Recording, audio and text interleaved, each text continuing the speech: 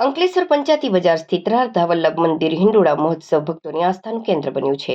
પૌરાણિક રાધા વલ્લભ હવેલી ખાતે યોજાતા હિંડોળા મહોત્સવમાં ભક્તોની ભીડ જામી રહી છે.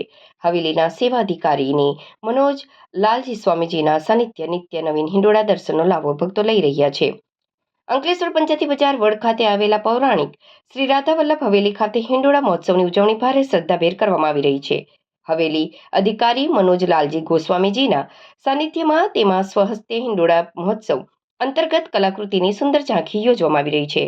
અંકલેશ્વરમાં હવેલીના વૈષ્ણવજનો અને હવેલીના નિત્ય દર્શનાર્થીઓ આ હિંડોળા ઉત્સવમાં લઈ ધન્યતા અનુભવી રહ્યા છે.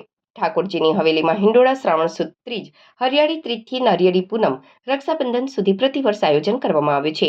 વૈષ્ણવજનો દ્વારા પોતાના જન્મદિન અથવા સ્વજનની યાદમાં હિંડોળા ઉત્સવ આયોજન કરાવી રહ્યા છે, જેનો લાભો ભક્તો લઈ રહ્યા છે.